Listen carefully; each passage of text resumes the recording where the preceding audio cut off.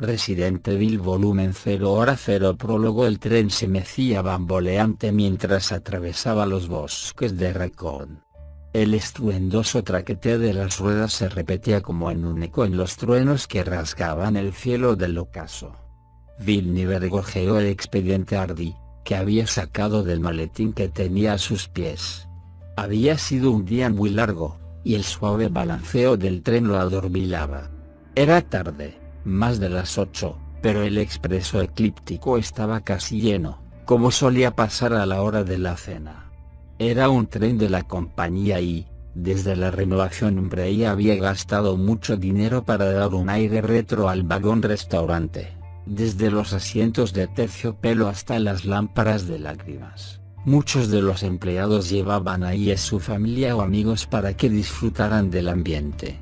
Normalmente había unas cuantas personas de fuera de la ciudad que hacían transbordo en la TAM, pero Nyberg habría apostado a que 9 de cada 10 pasajeros trabajaban para Umbrella. Sin el apoyo del gigante farmacéutico, Raccoon City ni siquiera sería un área de descanso en la carretera. Uno de los camareros pasó a su lado y lo saludó con un leve movimiento de cabeza al ver la pequeña insignia de Umbrella en la solapa de su chaqueta, lo que identificaba a Nyberg como un pasajero habitual. Nyberg le devolvió el saludo. En el exterior, el resplandor de un relámpago fue seguido rápidamente por el estruendo de otro trueno. Al parecer se avecinaba una tormenta de verano. Incluso en el agradable frescor del tren, el aire parecía cargado con la tensión de la lluvia inminente. ¿Y mi gabardina está en el maletero? Fantástico. Tenía el coche al final del parking de la estación. Antes de llegar a la mitad del camino ya estaría calado.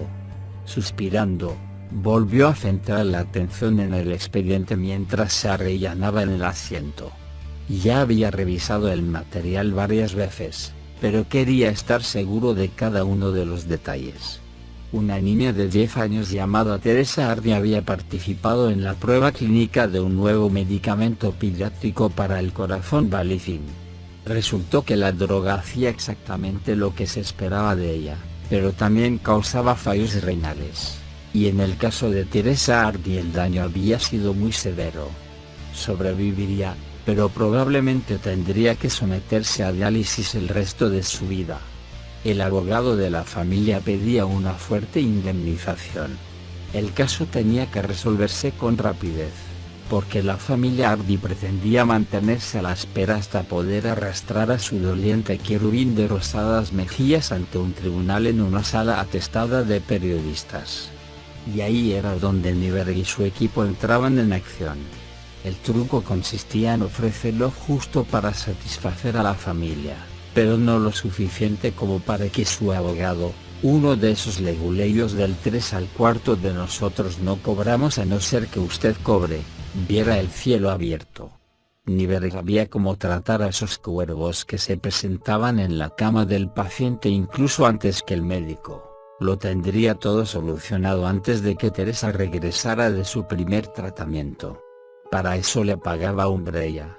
La lluvia salpicó ruidosamente la ventana, como si alguien hubiera lanzado un cubo de agua contra el cristal. Sorprendido, Nyberg miró hacia el exterior. Justo entonces varios golpes secos resonaron sobre el techo del tren. Perfecto. Iban a tener hasta granizo. El destello de un rayo rasgó la creciente oscuridad e iluminó la pequeña colina empinada que se hallaba en la parte más profunda del bosque. Nyberg alzó la mirada y vio una alta figura recortada contra los árboles en la cima de la colina, alguien con un abrigo largo o una túnica oscura sacudida por el viento. La figura alzó los brazos hacia el furioso fiero y el resplandor del rayo se desvaneció, sumergiendo de nuevo en sombras la extraña escena. «¿Qué demonios?», comenzó a decir Nyberg, y más agua golpeó el cristal. Pero no era agua, porque el agua no se quedaba enganchada formando gruesas masas oscuras, porque el agua no babeaba ni se abría para mostrar docenas de brillantes dientes afilados como agujas. Nyberg parpadeó sin saber qué era lo que estaba viendo. Alguien comenzó a gritar en la otra punta del vagón. Un alarido largo y estridente, mientras más de las oscuras criaturas parecidas a babosas del tamaño del puño de un hombre se lanzaban contra las ventanas. El sonido del granizo al caer sobre el techo pasó de repiqueteo a torrente, y su estruendo ahogó los muchos nuevos gritos. «No es granizo, eso no puede ser granizo». Un pánico ardiente recorrió el cuerpo de Nyberg, y se alzó de golpe. Llegó hasta el pasillo antes de que el vidrio a su espalda saltara hecho añicos, antes de que todos los vidrios del tren volaran en pedazos con un sonido agudo y seco que se mezcló con los gritos de terror, todo ello casi ahogado por el continuo estruendo del ataque. Las luces se apagaron, y Nyberg notó que algo frío, húmedo y cargado de vida le caía sobre la nuca y empezaba a morder.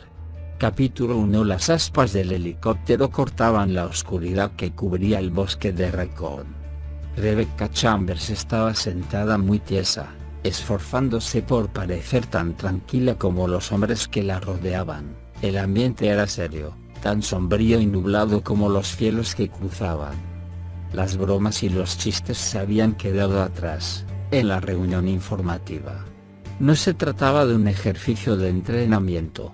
3 personas más, 3 excursionistas, habían desaparecido, un hecho no tan extraño en un bosque tan grande como el que rodeaba Raccoon, pero con la ola de asesinatos salvajes que habían aterrorizado a la pequeña población durante las últimas semanas, la palabra desaparecido había adquirido un nuevo significado. Solo unos pocos días antes se había encontrado a la 9ª víctima, tan destrozada y mutilada como si la hubieran pasado por una picadora de carne. Estaban matando a gente.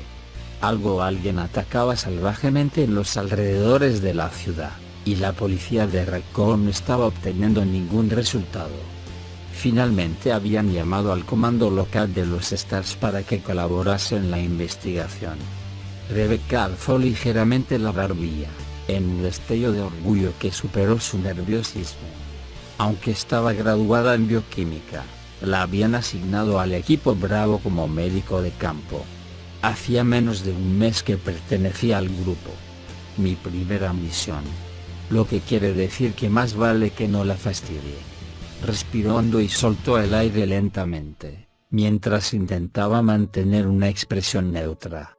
Edward le dedicó una sonrisa alentadora, y Sully se inclinó hacia adelante en la abarrotada cabina para darle una palmadita tranquilizadora en la pierna. Al parecer, su fingida calma no colaba. A pesar de todo lo lista que era y de lo preparada que estaba para iniciar su carrera, no podía hacer nada respecto a su edad, o respecto a parecer aún más joven. A sus 18 años, era la persona más joven que los Stars habían aceptado nunca, desde su creación en 1967. Y como era la única mujer en el equipo B de Raccoon, todos la trataban como si fuera su hermana pequeña. Suspiró, le devolvió la sonrisa a Edward y le hizo un gesto a Sully con la cabeza. No era tan terrible tener un puñado de tipos duros como hermanos mayores, vigilándola. Siempre y cuando entendieran que podía cuidar de sí misma cuando hiciera falta. Eso creo, añadió para sí en silencio. Después de todo, era su primera misión, y aunque estaba en perfecta forma física, su experiencia en combate se limitaba a las simulaciones de vídeo y a las misiones de entrenamiento de fin de semana. La escuadra de tácticas especiales y rescates la quería en sus laboratorios, pero era obligatorio cubrir un tiempo en servicio de campo, y Rebecca necesitaba experiencia. De todas formas, inspeccionarían los bosques en grupo. Si se encontraban con la gente o con los animales que habían estado atacando a los habitantes de Raccoon, tendría quien le cubriera las espaldas. Se vio el destello de un rayo hacia el norte, cerca. El ruido del trueno se perdió bajo el rugido del helicóptero. Rebecca se inclinó ligeramente hacia adelante e intentó penetrar la oscuridad. Había sido un día claro y despejado, pero justo antes de la puesta de sol habían comenzado a formarse nubes. No cabía duda de que volverían a casa mojados. Al menos iba a ser una lluvia cálida, Supuso que podría ser mucho boom. Había estado tan concentrada pensando en la tormenta que se cernía sobre ellos, que durante un segundo, incluso mientras el helicóptero se inclinaba peligrosamente y caía, creyó que se trataba del ruido de un trueno. Desde la cabina se fue alzando un terrible gemido agudo y el suelo empezó a vibrar bajo sus botas. Captó el olor caliente del metal quemado y del ozono. ¿Un rayo? ¿Qué ha sido eso?, gritó alguien. Era Enrico, desde el asiento del copiloto. El motor ha fallado, explicó a gritos el piloto, Kevin Dooley. Aterrizaje de emergencia. Rebecca se sujetó con fuerza a un hierro de la estructura y miró hacia sus compañeros para evitar la visión de los árboles, que subían rápidamente hacia ellos. Observó el gesto decidido y serio del mentón de Sully, los dientes apretados de Edward y la mirada de preocupación que intercambiaron Richard y Forrest mientras se agarraban a los salientes de la estructura y los asideros de la vibrante pared. Delante, Enrico estaba gritando alguna cosa, algo que Rebecca no pudo descifrar por encima del sonido agonizante del motor. Cerró los ojos durante un instante, pensó en sus padres, pero el viaje era demasiado violento como para poder pensar. Los golpes y los azotes de las ramas de los árboles sacudían el helicóptero con tal estruendo que lo único que pudo hacer Rebecca fue no perder la esperanza. El helicóptero giró fuera de control y se precipitó describiendo una espiral escalofriante, entre sacudidas y bandazos. Un segundo después todo había acabado. El silencio fue tan repentino y completo que Rebecca pensó que se había quedado sorda. Todo movimiento se detuvo. Entonces oyó el goteo sobre el metal, el jadeo ahogado del motor y los feroces latidos de su propio corazón. Se dio cuenta de que estaban en tierra. Kevin lo había logrado, y sin un solo rebote. ¿Estáis todos bien?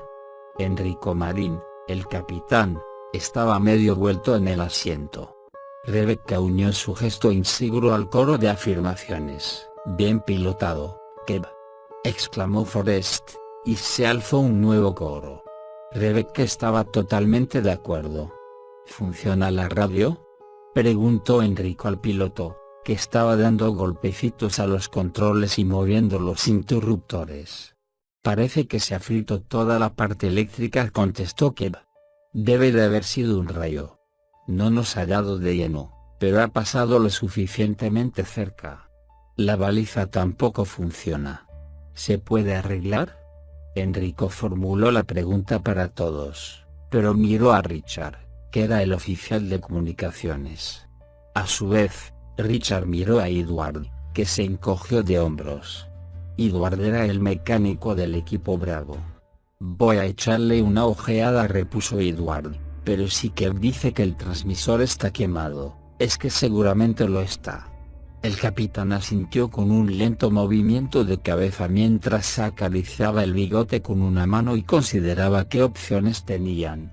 Pasados unos segundos, suspiró. Llamé cuando el rayo nos alcanzó, pero no sé si el mensaje salió, informó. Tienen nuestras últimas coordenadas. Si no informamos pronto, vendrán a buscarnos. Los que vendrían a buscarlos serán el equipo alfa de los Stars. Rebecca asintió con los demás, sin estar segura de si debía estar decepcionada o no. Su primera misión había acabado incluso antes de empezar. Enrico volvió a tocarse el bigote, atusándoselo en las comisuras de la boca con los dedos índice y pulgar. Todo el mundo afuera ordenó. Veamos dónde estamos. Salieron uno a uno de la cabina. Rebecca se fue dando cuenta de la situación en la que se hallaban mientras se iban reuniendo en la oscuridad. Tenían muchísima suerte de estar vivos. Nos ha caído un rayo. Y mientras buscamos asesinos locos, ni más ni menos, pensó, sorprendiéndose. Incluso si la misión había concluido, sin duda había sido lo más excitante que le había pasado nunca.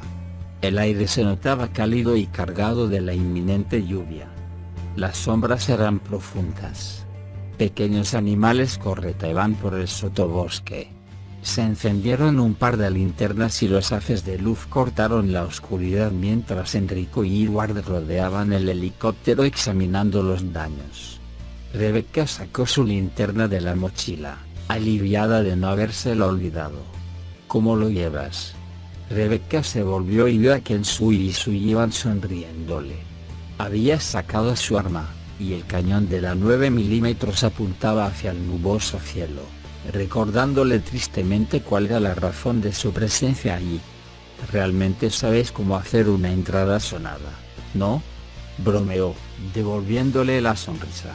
El hombre alto rió, y los blancos dientes resaltaron contra la oscuridad de la piel. «La verdad es que siempre hago esto para los nuevos reclutas. Es un gasto en helicópteros, pero tenemos que mantener nuestra reputación». Rebecca estaba a punto de preguntar qué opinaría el jefe de policía de ese gasto. Era nueva en la zona, pero ya había oído decir que el jefe Irons era famoso por su tacañería cuando Enrico se unió a ellos, sacando su arma y alzando la voz para que todos pudieran oírlo. «De acuerdo, chicos. Abrámonos en abanico e inspeccionemos los alrededores. Kev, quédate en el helicóptero. El resto, no os separéis demasiado, solo quiero que aseguréis la zona. El equipo Alfa podría estar aquí en menos de una hora». No completó la frase, no dijo que también podría pasar mucho más tiempo, pero era innecesario. Al menos por el momento, estaban solos. Rebecca sacó la 9 mm de la funda y comprobó cuidadosamente los cargadores y la recámara como le habían enseñado, con el arma en posición vertical para evitar apuntar a alguien sin darse cuenta. Los otros se movían a ambos lados, comprobando sus armas y encendiendo las linternas. Rebecca respiró hondo y comenzó a andar en línea recta, enfocando el rayo de luz de la linterna hacia adelante. Enrico estaba solo a unos cuantos metros y avanzaba en paralelo a ella. Se había alzado una fina neblina baja, que se enrollaba entre los matojos como una marea fantasmal. A unos 12 metros, los árboles se abrían y formaban un sendero lo suficientemente ancho para considerarse una carretera pequeña, aunque la niebla le impidía estar segura. Todo estaba en silencio excepto por los truenos, que sonaban más cerca de lo que se había esperado. Tenían la tormenta casi encima. El haz de luz iluminó árboles, luego oscuridad y luego otra vez árboles, con un destello de lo que parecía «Mire, capitán». Enrico se puso a su lado y, en segundos, 5 luces más se dirigieron hacia el brillo metálico que Rebecca había visto y lo iluminaron una estrecha carretera de tierra y un jeep volcado. Mientras el equipo se acercaba, Rebecca pudo ver las letras PM grabadas en un lado. Policía Militar. Vio una pila de ropa que salía por el parabrisas roto y frunció el entrecejo. Se acercó para ver mejor y, mientras rebuscaba el kit médico, corrió a arrodillarse junto al jeep volcado. Ya antes de agacharse supo que no podría hacer nada. Había tanta sangre. 2 hombres. Uno había salido disparado limpiamente y yacía a unos cuantos metros. El otro, el hombre rubio que tenía ante sí, aún tenía medio cuerpo dentro del jeep. Ambos llevaban ropa militar de trabajo. El rostro y la parte superior del cuerpo de ambos habían sido horriblemente mutilados. Tenían grandes desgarros en la piel y en los músculos, y unas heridas profundas en el cuello. Era imposible que fueran resultado del accidente. Pensativa, Rebecca le buscó el pulso y se fijó en que la piel estaba muy fría. Se incorporó y fue hacia el otro cadáver. De nuevo buscó alguna señal de vida, pero estaba tan frío como el primero. ¿Crees que son de Rajitón?, preguntó Richard. Rebecca vio un maletín junto a la pálida mano extendida del segundo cadáver y fue a buscarlo medio agachada. La respuesta de Enrico le llegó mientras levantaba la tapa del maletín. Es la base más cercana, pero mire la insignia. Son marines. Podrían ser de Donnell, dijo. Sobre un puñado de carpetas de informes había un sujetapapeles con un documento de aspecto oficial. En la esquina superior izquierda se veía la foto de carnet de un hombre apuesto y de ojos oscuros vestido de civil. Ninguno de los cadáveres se le parecía. Rebecca alzó las hojas y leyó en silencio y se le quedó la boca seca. «Capitán», consiguió decir, mientras se levantaba. Enrico levantó la vista desde donde se hallaba agachado junto a Liv. «¿Sí? ¿Qué ocurre?». Rebecca leyó en voz alta la parte relevante. «Una orden judicial para transportar a alguien prisionero. William Cohen, exteniente, de 26 años de edad. Sometido a un consejo de guerra y sentenciado a muerte el 22 de julio. El prisionero será transportado a la base de Rajiton para ser ejecutado». El teniente había sido acusado de asesinato en primer grado. Edward le cogió el documento de las manos. Dijo en voz alta y cargada de furia lo que se estaba formando en la mente de Rebecca. Estos pobres soldados solo estaban haciendo su trabajo, y ese canalla los ha asesinado y se ha escapado. Enrico, a su vez, le tomó los documentos de las manos a él y les echó una rápida ojeada. «Muy bien, muchachos. Cambio de planes. Tenemos un asesino suelto. Separémonos y reconozcamos la zona más próxima, a ver si podemos localizar al teniente Billy. Manteneos alerta e informad cada 15 minutos, pase lo que pase». Todos hicieron gestos de asentimiento. Rebecca respiró hondo mientras los otros comenzaban a moverse y comprobó su reloj, decidida a ser tan profesional como cualquier otro componente del equipo. 15 minutos sola, ningún problema. ¿Qué podía pasar en 15 minutos? Sola, en medio de esos bosques tan oscuros. ¿Tienes tu radio? Rebecca pegó un bote y se volvió al oír la voz de Edward. El mecánico estaba justo a su espalda y le dio una palmadita en el hombro, sonriendo. «Tranquila, nena». Rebecca le devolvió la sonrisa, aunque odiaba que la llamaran nena. Por el amor de Dios, Edward solo tenía 26 años. Rebecca dio unos golpecitos a la unidad de radio que colgaba de su cinturón. «Comprobado». Edward hizo un gesto afirmativo con la cabeza y se alejó. Su mensaje era claro y tranquilizador. Rebecca no estaría realmente sola, no mientras tuviera la radio. Miró alrededor y vio que algunos de los otros ya estaban fuera de su vista. Kevin seguía en el asiento del piloto y estaba examinando el portafolios que ella había encontrado. La vio y le dedicó un saludo militar. Rebecca alzó el pulgar y cuadró los hombros mientras volvía a desenfundar su arma y se adentraba en la noche. En lo alto, retumbó un trueno. Albert Wesker se hallaba sentado en la planta de tratamiento con B1. La única luz en la sala provenía del parpadeo de 6 monitores de observación, que cambiaban de imagen en rotaciones de 5 segundos. Se veían todos los niveles del centro de formación, los pisos superior e inferior de la planta de tratamiento del agua y el túnel que conectaba a los dos. Contempló las silenciosas pantallas en blanco y negro sin verlas realmente. La mayor parte de su atención estaba centrada en la transmisión que estaba recibiendo de los del comando de limpieza. Un grupo de 3 hombres, 2 y el piloto, estaba de camino en helicóptero, en silencio la mayor parte del tiempo. Eran profesionales y no perdían el tiempo con bromas de machos o chistes de jovencitos, lo que significaba que Wesker estaba oyendo un montón de estática. Ningún problema. El ruido blanco combinaba bien con los rostros inexpresivos de mirada fija que veía en los monitores, los cuerpos destrozados tirados por los rincones, los hombres que habían sido infectados vagando sin rumbo por los corredores vacíos.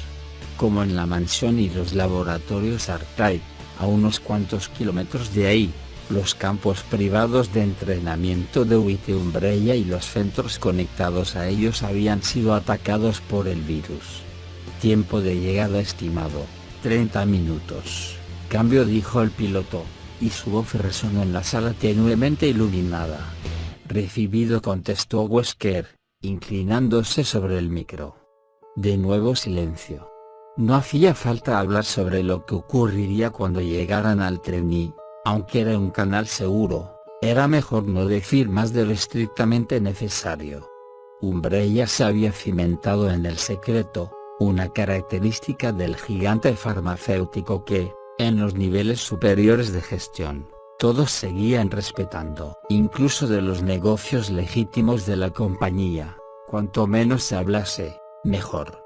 Todo se está viniendo abajo, pensó Wesker sin preocuparse, mientras observaba las pantallas. La mansión Spencer y los laboratorios que la rodeaban habían caído a mediados de mayo.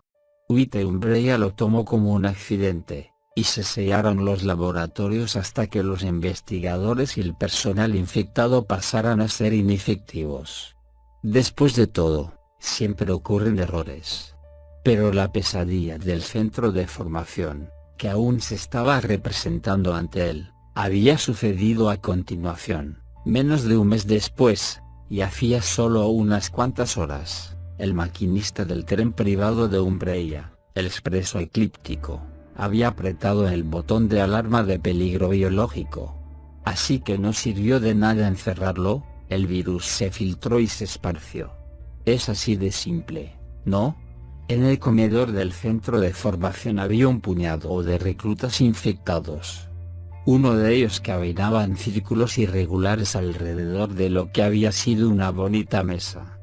Le goteaba algún fluido viscoso de una fea herida en la cabeza mientras avanzaba a trompicones, sin conciencia de dónde estaba, ni del dolor, ni de nada.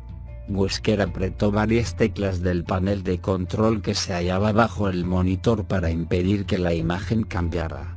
Se recostó en la silla y se dedicó a observar al caminante condenado dar vueltas alrededor de la mesa. Podría haber sido sabotaje, dijo en voz baja. No podía estar seguro. De ser así, estaba preparado para parecer natural, un vertido en el laboratorio de Arclay, un aislamiento incompleto. Unas cuantas semanas después, un par de excursionistas desaparecidos, posiblemente obra de uno o dos sujetos experimentales escapados, y unas semanas más tarde, infección en el segundo centro de White Umbrella. Era muy improbable que uno de los portadores del virus hubiera ido a parar por casualidad a uno de los otros laboratorios de Raccoon, pero era posible. Excepto que en ese momento tenía que pensar también en el tren. Y eso no parecía un accidente. Daba la sensación de estar planeado. Mierda, podría haberlo hecho yo mismo, si se me hubiera ocurrido. Desde hacía algún tiempo había estado buscando la forma de salir de todo esto, cansado de trabajar para una gente que eran claramente inferiores a él, y plenamente consciente de que pasar demasiado tiempo en la nómina de White Umbrella no era muy aconsejable para la salud. Y ahora pretendían que condujera a los Stars a la mansión y a los laboratorios de Arclay para descubrir qué tal lo hacían las mascotas guerreras de Umbrella contra soldados armados. ¿Y les preocupaba que él pudiera morir en la misión? En absoluto, siempre y cuando registrara los datos primero, de eso estaba seguro. Investigadores, médicos, técnicos, cualquiera que trabajara para White Umbrella durante más de una década o dos tenía la costumbre de acabar desapareciendo o muriendo. George Trevor y su familia, el Dr. Marcus Des, el Dr. Darius, Alexander Ashford, y esos eran solo los nombres de los más importantes. Solo Dios sabía cuánta gente menos importante había acabado enterrada en alguna parte o se había transformado en el sujeto experimental A, B o C. La sombra de una sonrisa se le formó en la comisura de la boca. Pensándolo bien, él sí que tenía una buena idea de cuántos. Trabajaba para White Umbrella desde finales de los años 70. Y la mayor parte de ese tiempo había estado destinado al área de Raccoon. Y había visto a los matasanos utilizar a un buen número de sujetos experimentales, muchos de los cuales él mismo había ayudado a conseguir. Tendría que haber dejado Umbrella hacía ya tiempo, y si lograba conseguir los datos que querían los peces gordos, quizá hasta podría lanzarse a una pequeña escaramuza de buen regateo. un regalo de despedida para financiar su jubilación. White Umbrella no era el único grupo interesado en la investigación de armas biológicas. Pero primero, una buena limpieza al tren. Y a este lugar, pensó, contemplando cómo el soldado con la herida en la cabeza tropezaba con una silla y iba a parar al suelo. El centro de formación estaba conectado con la planta privada de tratamiento del agua por un túnel subterráneo. Se tendría que despejar todo. Pasaron unos segundos, y el soldado que se veía en la pantalla consiguió ponerse en pie y siguió su paseo a ninguna parte. Parecía tener un tenedor clavado en el hombro derecho, un recuerdo de la caída. El soldado, naturalmente, no lo notó. Se trataba de una enfermedad encantadora. Sin duda se habrían dado el mismo tipo de escenas en los laboratorios Arctic, de eso Wesker estaba convencido. Las últimas llamadas desesperadas desde el laboratorio en cuarentena habían mostrado un retrato muy vívido de la gran efectividad del virus T. Eso también se tendría que limpiar, pero no hasta que hubiera llevado ahí a los Stars para un pequeño ejercicio de entrenamiento. Iba a ser un encuentro interesante. Los Stars eran buenos. Él personalmente había elegido a la mitad de ellos, pero nunca se habían enfrentado a nada parecido al virus T. El soldado agonizante de la pantalla era un ejemplo perfecto cargado del virus recombinante. Seguía recorriendo el comedor, incansable, lenta y estúpidamente. No sentía ningún dolor, y atacaría sin dudarlo a cualquiera o cualquier cosa que se cruzara en su camino, con el virus buscando constantemente nuevos portadores a los que infectar. Aunque el vertido original supuestamente había contaminado el aire, pasado ese tiempo, el virus solo se contagiaba a través de los fluidos corporales, por la sangre, o por un mordisco. Y el soldado tan solo era un hombre. A fin de cuentas, el virus te atacaba a todo tipo de tejido vivo, y había otros animales para ver en acción, incluyendo desde creaciones de laboratorio a la fauna local. Enrico debería de tener ya a los Bravo en acción, buscando a los excursionistas desaparecidos, pero no era muy probable que encontraran nada ahí donde había planeado buscar. Muy pronto, Wesker se encargaría de organizar una excursión de los dos equipos a la desierta mansión Spencer. Entonces borraría todas las pruebas, iniciaría su nueva y rica vida, y mandaría al infierno a White Umbrella, al infierno su vida de agente doble, jugando con las vidas de hombres y mujeres que no le importaban en absoluto. El hombre agonizante de la pantalla volvió a caerse. Consiguió levantarse con esfuerzo y continuó dando vueltas. «A por el oro, muchacho», dijo Wesker, y soltó una risita que resonó en el oscuro vacío. Algo se movió entre los matorrales. Algo mayor que una ardilla. Rebecca se volvió hacia el sonido mientras dirigía el haz de la linterna y su 9 milímetros hacia el matojo. La luz captó el final del movimiento. Las hojas aún se movían y la luz de la linterna temblaba al mismo ritmo. Se acercó un paso, tragando saliva y contando hacia atrás desde 10.